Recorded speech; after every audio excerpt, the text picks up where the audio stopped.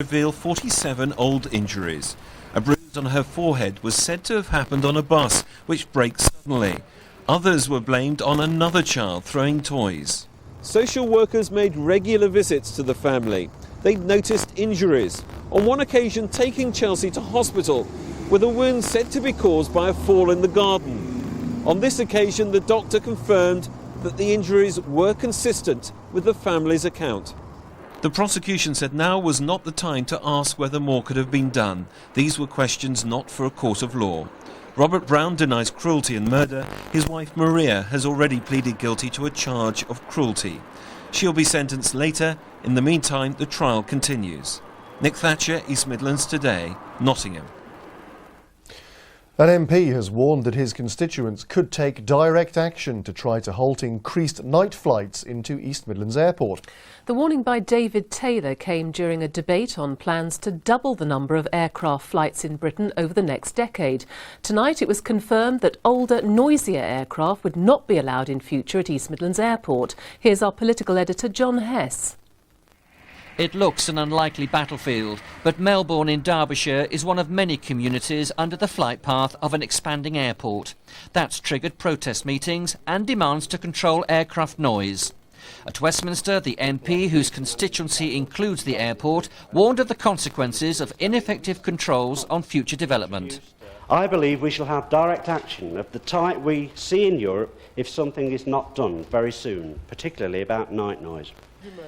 Government ministers came under pressure to tax the aviation industry for causing noise pollution. We must seek to minimise the impact of aviation on the environment, and at the same time our policies, present and future, must and do take account of the economic benefits from a strong and competitive airline industry. Under its new owners, East Midlands Airport is to handle 6 million passengers a year, treble its current capacity. The capacity of local residents to tolerate such expansion may be more difficult to predict. John Hess, East Midlands Today, Westminster. Former miners whose working lives were cut short by lung disease are to share in a £400 million compensation scheme. The announcement was made in Nottingham. Our business correspondent Dave Harper reports. Over 100,000 former miners have claimed compensation because of health problems resulting from working in Britain's pits. The two most common claims are for lung-related diseases like emphysema or for vibration white finger caused by operating machinery. But the compensation process has been complicated and lengthy. In the case of Jack Varley from Kirkby in Nottinghamshire, he's been waiting 7 years for a settlement. Today he met with the new Energy Minister, Peter Hain, who announced that £400 million will be used to help people like Jack. Our mission is to bring justice to retired miners and their widows. That's absolutely imperative. I feel very strongly about it because I represent a mining community in South Wales. This health call centre in Nottingham is one of 3 regional screening sites. In recent years, thousands of miners have passed through its consulting rooms, but many are still waiting for their compensation. I think this should have been sorted out a while ago, when the last government was in, actually. But, I mean, it's getting better. But I still think they're dragging their feet a little. But the Union of Democratic Mine Workers, while welcoming the news, is still concerned that many miners will suffer or die before their claims are settled. We've got many people who are severely disabled, many people who are elderly who just do not have the time to wait for their claims to be settled. Today's money will be used to compensate former miners who missed out on a full pension because of their ill health. But in the case of the hundreds who died before settlement, their widows will now benefit. Dave Harper, East Midlands Today. Time for sport now, and the next few minutes are definitely not for the squeamish, are they, Ivan? Yes, TV presentation, it's a tough old game. They want to be world champions, and they're a step closer to achieving it tonight. Nottingham's Booth brothers, Jason and Nicky, made history as they successfully defended their Commonwealth titles in front of a packed home crowd last night. It's the first time brothers have done so on the same bill. A night to remember, but if events at the Harvey Haddon Stadium are any guide, it may be one of many. Nicky Booth topped the bill last night, his British and Commonwealth bantamweight title on the line against A.D. Lewis, experienced and tough as old boots. Booth started smoothly. He looked as though he might finish his work early. Oh, left hand, and that's one. But Lewis proved his pedigree, fighting back to play a full part in a truly enthralling fight. Back again now. Oh, look at this. What a combination. Must have been about a Tremendous stuff. Lewis takes the punches though and comes back himself. What do you know about this? Then 2/3 through in round 7, the Lewis defences finally crumbled. It was the body shot that did it. It was the body shot that did it. So Booth champion still, smiles all round, and once the pain had subsided, even from the beaten boxer, who may well have lost the bout but won plenty of friends. Earlier, Jason Booth had made sure that the Booth household would be in double celebration today. In an assured, efficient performance, he quickly dispensed with his Zimbabwean challenger, Nokathula Shabangu, who never really looked up to the task. Booth remains Commonwealth flyweight champion. Now he's eyeing up a European title in April. On this form, few would bet against him. Well, that's what all the fuss was about. The belts connected to the British and the Commonwealth titles, ×2. And the guys that own the belts, for the time being at least, are here with us. Well done, boys. Cheers. Fabulous night for you and for the city of Nottingham as well. Yeah, it was a great night. Yeah. How do you feel today? I feel fantastic. I feel, You don't look happy. it, Yeah. if you don't mind me saying so. Yeah, it's just a bit of bruises, but bruises are only skin deep, aren't they? Let's just take a quick look at how your two fights finished again. Yours first, Jason, and your opponent came with quite a good reputation, but it didn't last too long. I didn't know what it was like, so I thought if I let one go to the body, just to weaken him, and that shot really that done the damage. And we're just seeing there you celebrating, Nicky. Yeah. You looked so similar, you two, but that was you at the end there winning. Yours was a much tougher fight, wasn't it? I mean, it was a hard fight. Some are saying the best fight this year. Yeah, well, that wouldn't be difficult since it's only February, but certainly in the last year or so, the best fight perhaps we've seen in Britain. Yeah, it was non-stop 5 or 7 rounds, basically. Both wanted to win it. He wanted to retain his title, and I wanted to keep it for myself. But we both just fought our heart out. How does it leave you feeling? How do you recover? It does take a lot out of you. But you just rest, basically. That's So all. next few days you're going to put your feet up a little bit, are you? It's like if I lost, I probably would have felt worse. I feel a bit tired, but not as tired as my brother probably feels. And just a quick word about the spirit that was on show last night. Let's just have a little look at what happened at the end of the fight. You came into the ring there and said, well done to your brother. Yeah. And I noticed that even though you've been knocking lumps out of each other for the previous 7 rounds, you and your opponent, Eddie Lewis there, having a real old laugh together, weren't you? There's no point in fighting after the fight. You've done what you was there for. Done your job, haven't you? Yeah, done your job, so you might as well be friends after, basically. After we fought, all the public coming up to us and congratulating us and signing autographs, and we felt really special, and we hope that the public will come and see us again, and we'll have a lot more fights in Nottingham, and we will be the Booth brothers, household names, and they can all look up to us. Well done.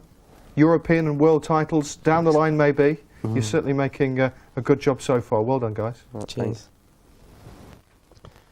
Now on to the rest of today's sports news, and Lincoln City have sacked their management team. Fans were calling for changes on Saturday when the club suffered their 5th successive defeat at home, leaving them 2nd from bottom in the league. With that and the rest of the day's stories, here's Angela. Lincoln City have managed just 1 win in 12 in the league, and defeat at the weekend piled on the pressure on Phil Stant and his assistant George Foster. This afternoon, the new board of directors, appointed after the supporters' takeover last week, announced that the 2 men had been sacked to give the team a chance to climb away from the relegation zone. At Leicester City, Italian striker Roberto Mancini has made it clear he won't be coming back to the club. Peter Taylor had hoped to persuade the player to return to continue his loan period at Filbert Street, but today Mancini was named as the new coach at Serie A club Fiorentina. Meanwhile, Nottingham Forest are hoping to secure the services of former Leicester frontman Steve Claridge. David Platt hopes to bolster his side with the player who was ousted as manager of Portsmouth last week.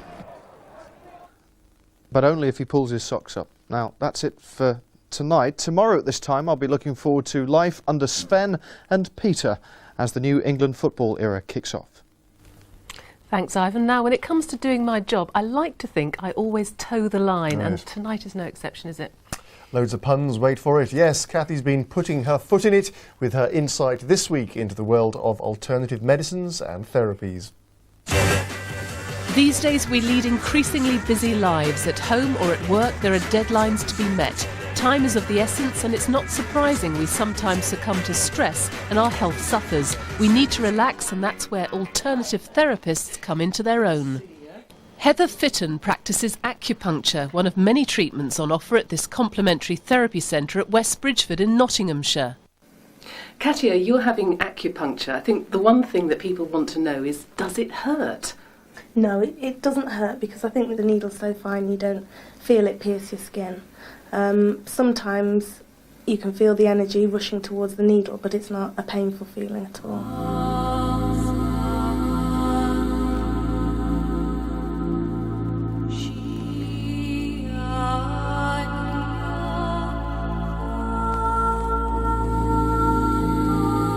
There's channels of energy running through the body, and there are lots of different points on these channels which we can access through using needles just slightly under the surface of the skin.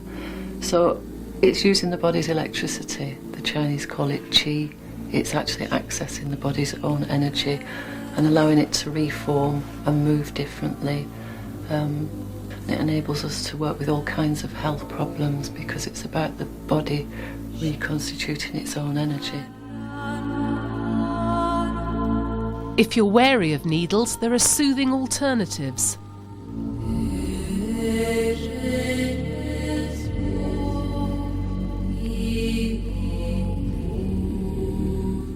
Lisa, you do massage therapy here. In what sorts of ways can it help people? Well, massage works on all sorts of different levels. Basically, it works on the physical level, so it's excellent for helping improve circulation, increase immune system function, and also work on deep-seated muscular aches and pains and tensions that people may hold.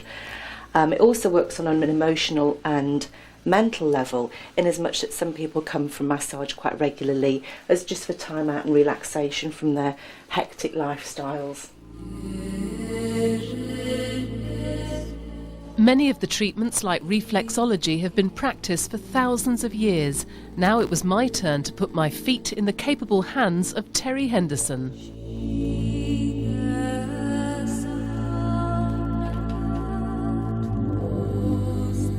Reflexology is a science which deals with the principles that there are reflex areas in the feet and hands which correspond to all the glands, organs and parts of the body. And by stimulating these reflexes, we can invoke a healing response throughout the body.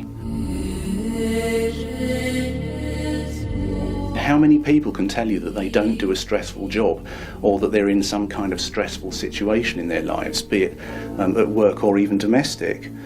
And this really is known as a stress buster, and it reduces stress levels, anxiety levels. It can help with depression. People have come to me who've been on antidepressants, have been able to stop taking the antidepressants and just cruise along with having a regular reflexology treatment. Well, thanks, Terry. I feel stress-free now. Well, actually, Kathy, just before you go, there's a new treatment that's come in, and it's called colonic irrigation, and it's in here somewhere. Kathy? I wasn't hanging around. Colonic irrigation, isn't that an agricultural technique? Probably. I didn't want to find out, though. Hey, very elegant little pinkies, I must say. Oh, thank you. Obviously washed them that day. Time now for the weather. Here's Sarah. What's he trying to imply? I wouldn't know, would you? Well, there's certainly a wintry theme in store today for the weather, and it's all courtesy of this weather front here. It is now slowly starting to work its way southwards for us, but not before it brings another area of sleet and snow to our region. In fact, we've been seeing quite a lot of snow affecting the north and northern parts of Ireland. That's now working its way towards us here in the East Midlands, and we've already seen quite a few of those snow showers around throughout this evening, and there is more still to come for us tonight. In fact, you can see them here just to the west of Derby. Now, they are slowly going to work their way southwards throughout tonight, so I think most of us will wake up to quite a white start tomorrow. We are going to see some heavy snowfall affecting parts of the Peak District and the Lincolnshire Wolds too. Now, temperatures tonight falling as low as around -1 Celsius in places, so mixed in with that snow, we'll certainly see some icy patches around tonight. And we do actually have a weather warning out for you as well. If you are thinking about making a journey at all, you'll certainly need to take care. I think really the best place is if you can stay at home. I know that's not always possible, possible. But we've got some very strong winds as well around, and that's going to cause that snow to drift as well in places, so making driving quite hazardous at times. Now tomorrow morning, still seeing those snow showers around. They'll be quite prolonged at times for us, so still seeing a dusting of snow in places, and then they will continue to work their way southwards throughout